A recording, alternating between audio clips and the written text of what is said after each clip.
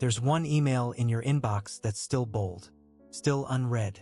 It's been sitting there 6 days, and in those same 6 days you've answered 40 easier ones parked right underneath it. Now look at everything you crushed today. Inbox 0, desk cleared, every file renamed and neatly filed. And the one task that actually mattered? It's exactly as unstarted as it was at 9 this morning. It's 4:47 p.m.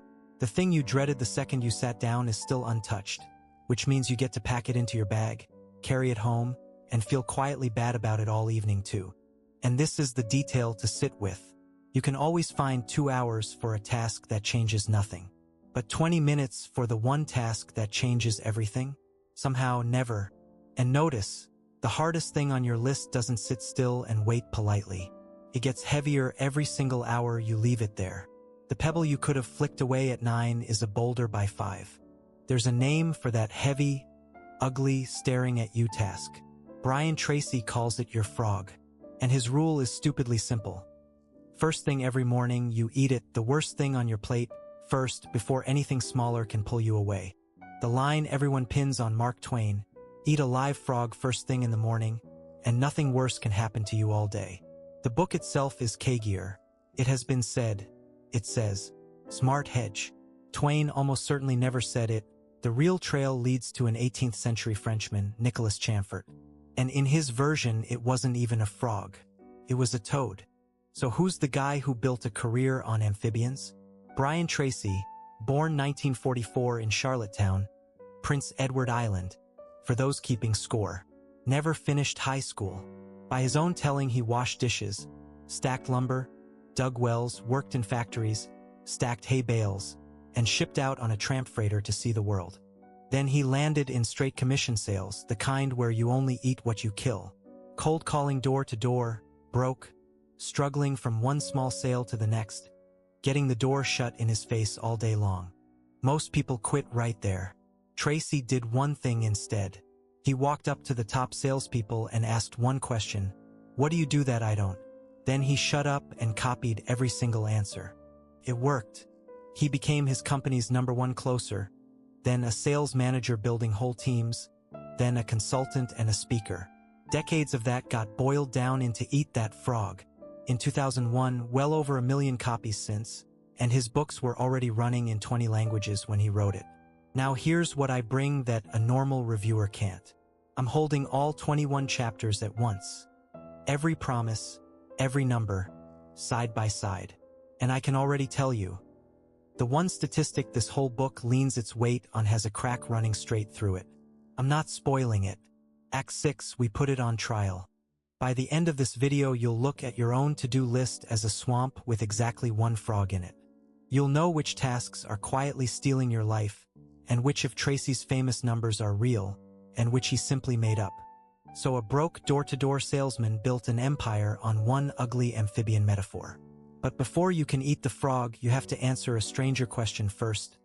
Out of everything croaking on your plate right now, which one is even the frog?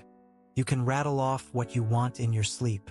More money, the promotion, to finally get in shape. So here's a pen and one rule.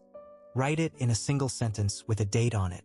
Why does your hand suddenly freeze over the paper like it forgot the language? Because a wish is comfortable and a target is terrifying. Get in shape can't fail you, it's fog. But lose 15 pounds by October 1st can absolutely fail you, and some part of you would rather stay in the fog than sign that contract. Tracy drops the number the whole book leans on. Only about 3 adults in 100 have clear, written goals, and those 3, he says, accomplish 5 and 10 times as much as people with equal or better education and ability. The gap isn't talent. It's paper. On paper. That detail isn't decoration. Tracy's whole claim is that the physical act of writing it down is what separates the 3% from everyone else who keeps their goals as vibes. And whatever the number's pedigree, the practical half costs you nothing. A frog you've written down is a frog you can no longer pretend isn't there. But don't throw the whole idea out with the fake footnote. The frog doesn't need a citation, it needs an address. A goal living in your skull is a mood. The same goal on paper with a deadline is a coordinate you can actually walk toward. Okay, the frog has an address. Now, second problem. It's 10 in the morning and 2 tasks are staring at you, both 20 minutes. reply to the buzzing group text, or outline the proposal that could double your salary. Right now they feel exactly equally urgent. What single question rips them apart? One question. Ask it out loud. What are the consequences of doing this or not doing it a year from now? The group text has none. Nobody remembers it by lunch. The proposal has a shadow that stretches for years. Tracy lifts this straight from Harvard's Edward Banfield, who spent years asking why some families climb and others stay stuck. His best single predictor of success wasn't brains, wasn't luck, wasn't family money. It was time perspective. How far into the future a person habitually thinks before they act. So the frog isn't the loudest task. It's the one with the longest shadow. The reply that dies by noon versus the proposal that's still paying you in 3 years. Same 20 minutes, wildly different futures. Choose the shadow. Which brings us to the trap you've been living in. You keep whispering, once things calm down, I'll get to all of it. But sit with this for a second. What if the list is bottomless? Not busy, not full, mathematically endless, so you will literally never touch the last item. Not today, not ever. Here's the part nobody prints on the motivational mug. You will die with items still on your to-do list. That's not pessimism, that's just arithmetic.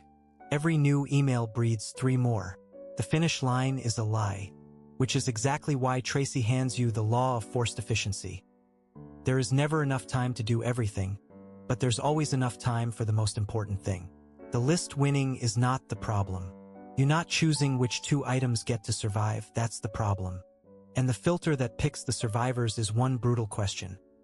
What can only I do that if I do it well makes a real difference? Not what's easy. Not what someone's nagging you about. What has your name and nobody else's on it.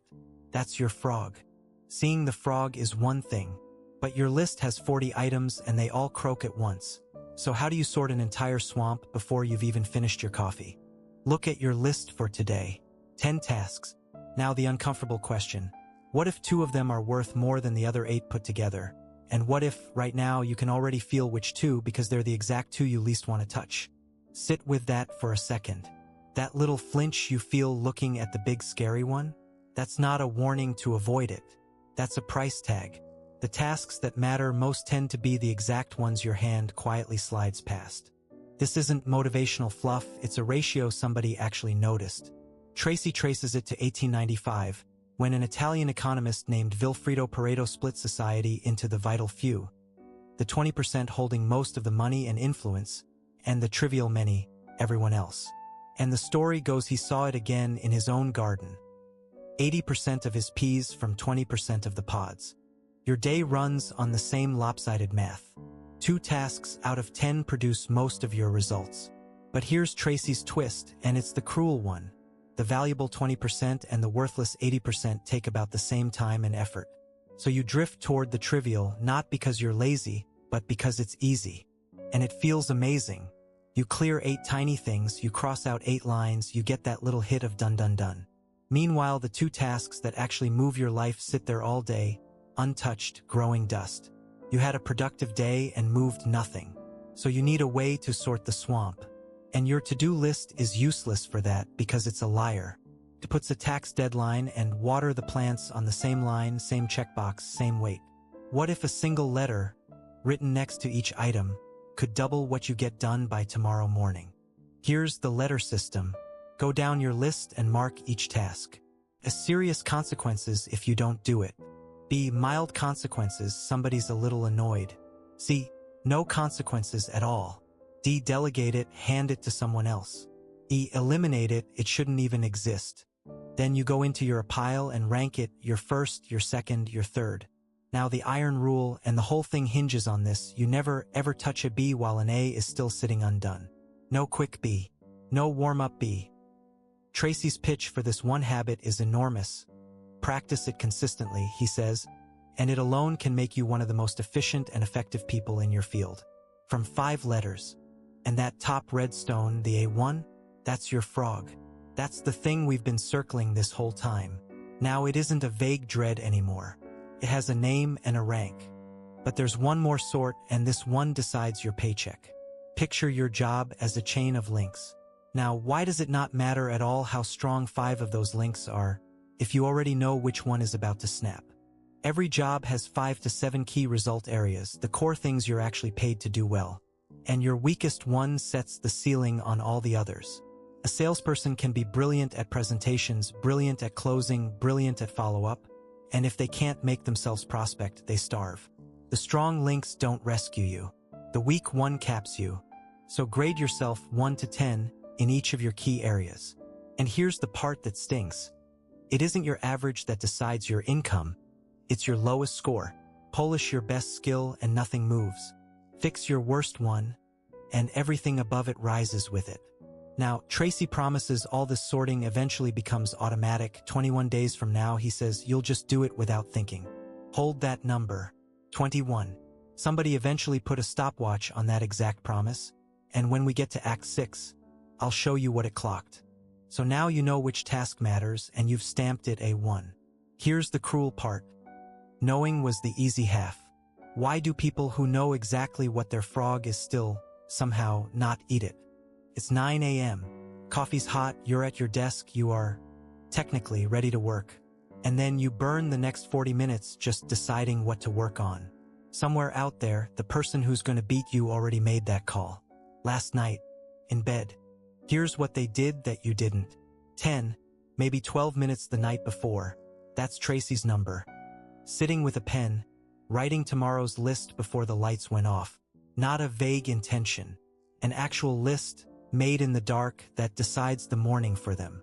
And Tracy makes a huge promise about those 12 minutes. Every single minute you spend planning, he says, saves you 10 in the doing and lifts your total output by a quarter. So that list isn't a chore you bolt onto your day. It's the highest paid work you'll do all week. And is that 10-for-1 planning number audited? No. You'll have noticed by now that Tracy's numbers arrive with total confidence and leave without citations. I'm keeping a tab, and we settle the whole bill in Act 6. But here's what needs no audit. A written list survives interruption and a remembered one doesn't. And your day is nothing but interruption. Okay, you've got your list. New problem. A surgeon lays out every instrument before the first cut.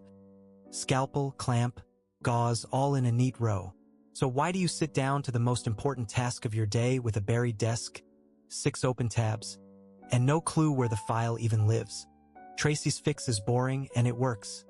Build your launch pad before you launch. Clear the surface. Gather every document, every pen, the one password you always have to reset. Lay it out like a cockpit before takeoff, so the second you sit down there is nothing left between you and the work. And here's the part people miss. A clean, organized space isn't your reward for starting. It's the thing that makes you start. When the desk is one you actually want to sit at, you sit down. And once it's all laid out in front of you, momentum shows up on its own, uninvited. Last obstacle, and it's the mean one.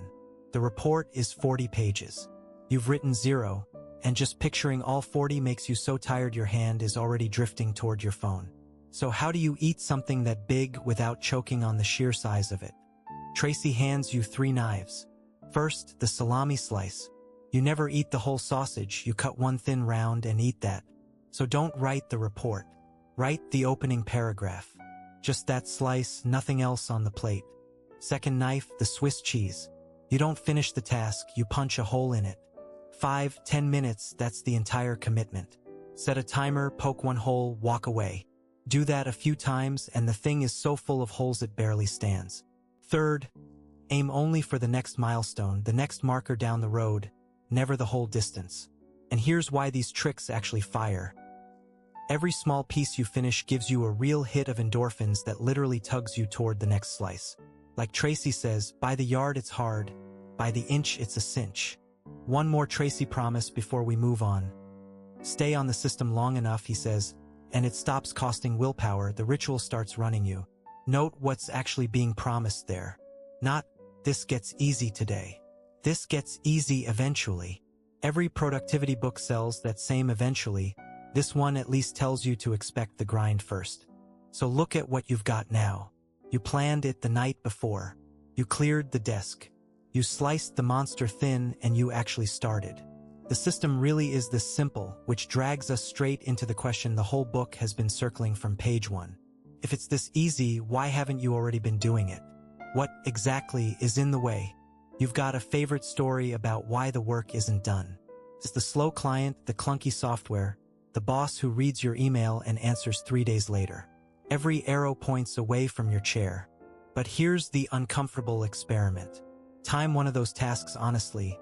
Start the clock, no lying, and watch where the hours actually leak out.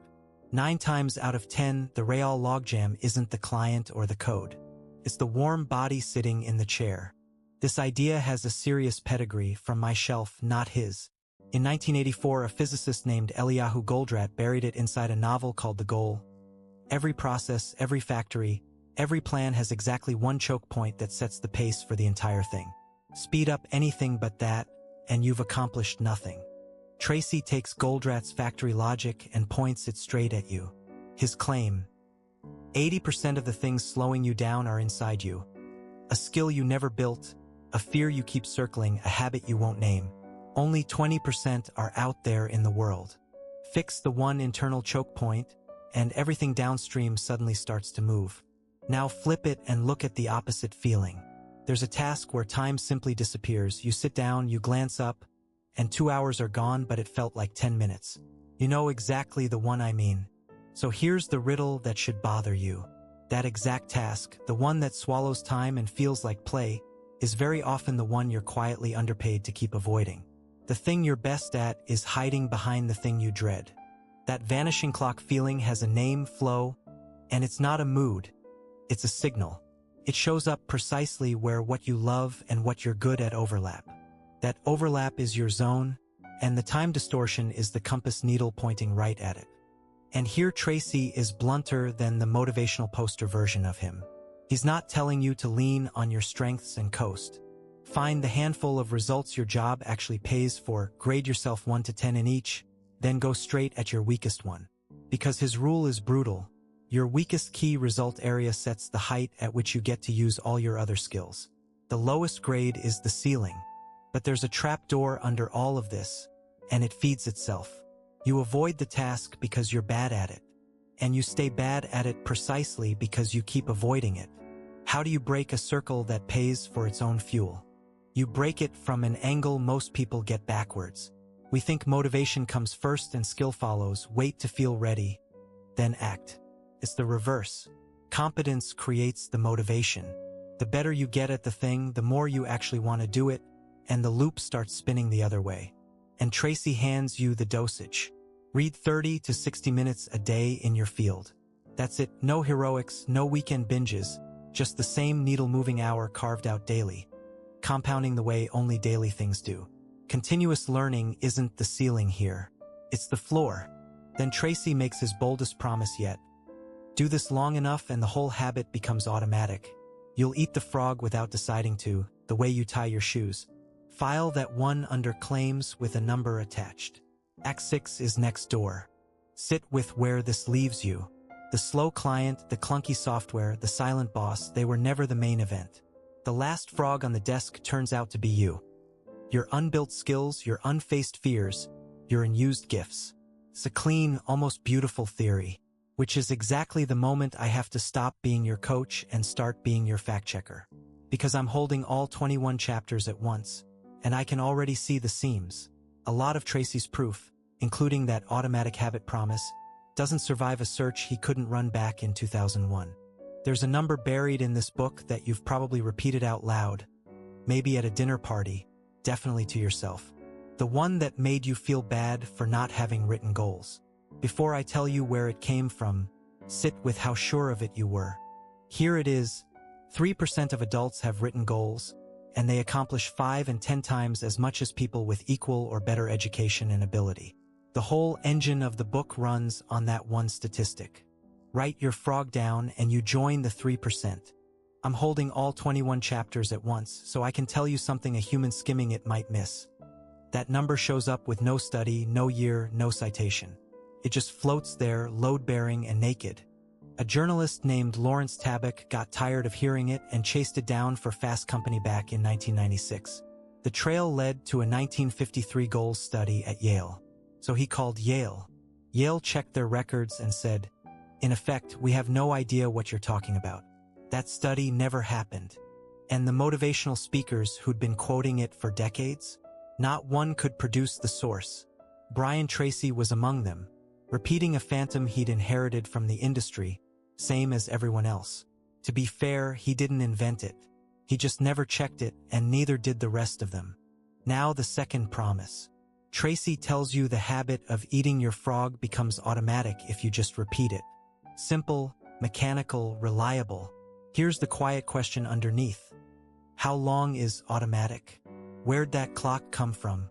The unspoken answer is the old 21-day rule. And that didn't come from a lab either. It came from a plastic surgeon, Maxwell Maltz, in a 1960 book, who noticed his patients took roughly 3 weeks to get used to a new face in the mirror. An observation about bandages became a law about human behavior. So here's my favorite move.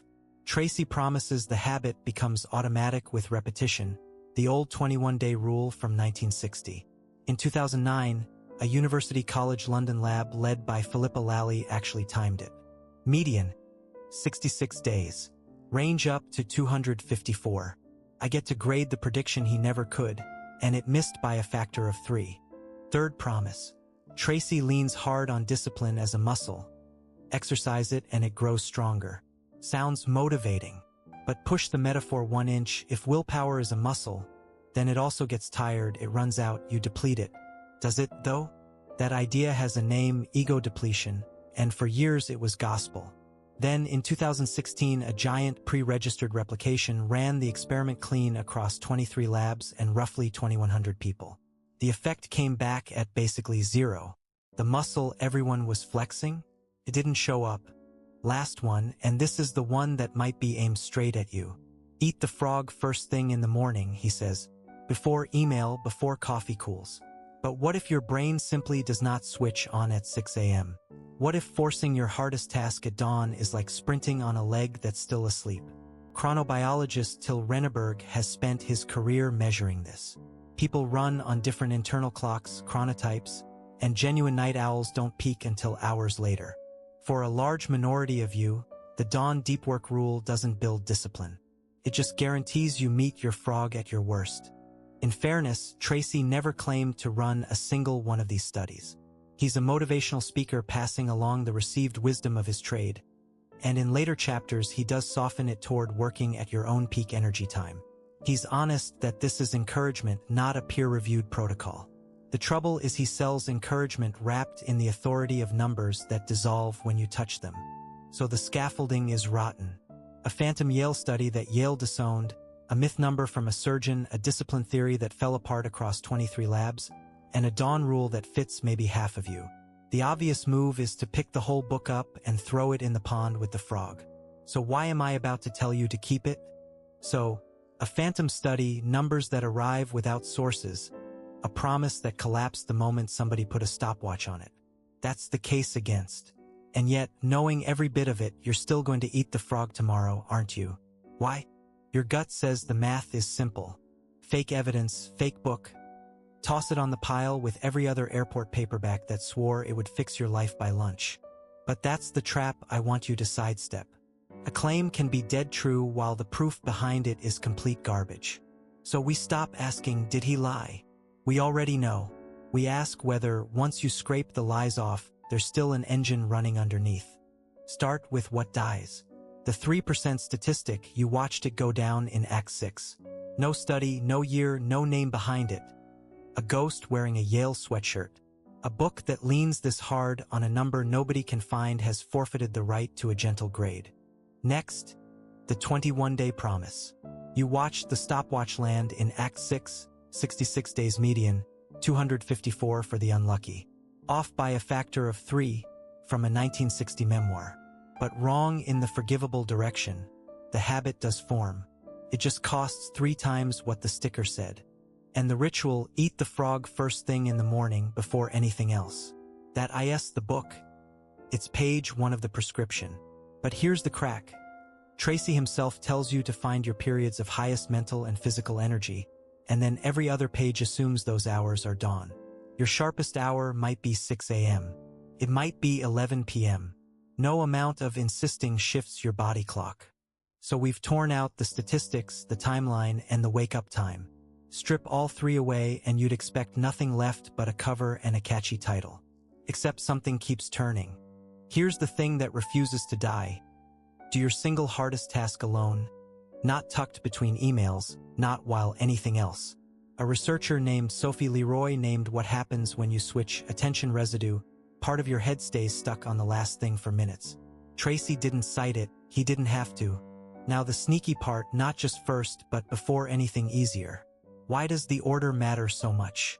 Because of a law an English historian named Parkinson wrote down in 1955. Work swells to fill the time you hand it, so let the small stuff go first and it quietly eats your whole day. And notice what he's actually telling you to sort by.